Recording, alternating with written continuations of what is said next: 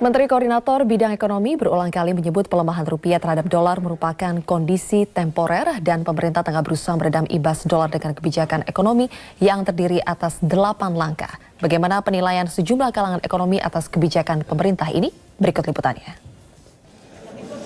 Pemerintah diimbau untuk tetap waspada gerak-gerik rupiah. Ketua Kamar Dagang Indonesia Suryo Bambang Sulistyo mengungkapkan saat ini rupiah telah melemah cukup dalam. Menurutnya, jika pemerintah tidak mewaspadai hal tersebut, maka dapat terjadi kemungkinan terburuk dengan semakin terdepresiasinya rupiah. Dirinya menilai iklim usaha perlu dijaga agar investasi di Indonesia tidak terganggu meskipun terjadi pelemahan rupiah. Dirinya pun menilai baik 8 kebijakan pemerintah untuk meredam imbas penguatan dolar.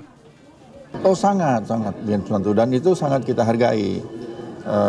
Jadi kebijakan-kebijakan yang intinya membantu mempermudah ya dunia usaha, membantu di dalam menciptakan iklim yang lebih kondusif, itu yang memang sudah sangat tepat, harus kita lakukan itu.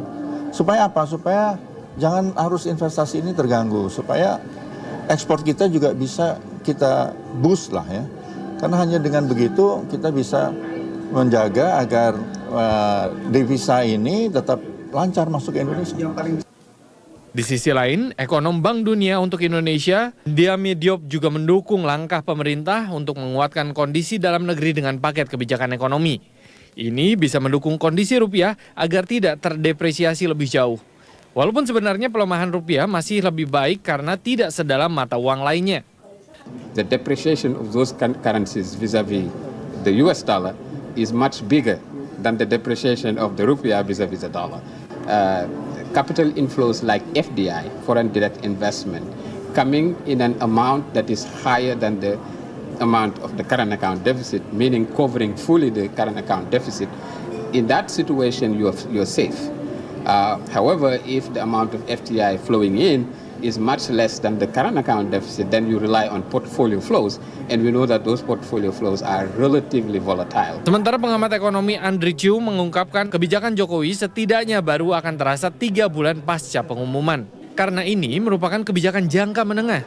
Sejumlah kebijakan juga bukan barang baru yang memang perlu diagresifkan kembali di era Jokowi. Kita bicara ya paling cepat mungkin quarter atau semester mungkin Mbak. Kita bisa melihat responnya terhadap US-nya seperti apa nanti. Nah yang dikhawatirkan adalah US dollar nih yang terus menguat.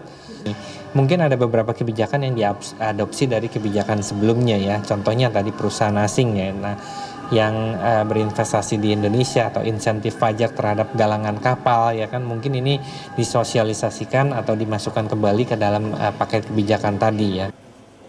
Menteri Koordinator Bidang Ekonomi berulang kali menyebut pelemahan rupiah terhadap dolar merupakan kondisi temporer dan pemerintah tengah berusaha meredam imbas dolar dengan kebijakan ekonomi yang terdiri atas 8 langkah.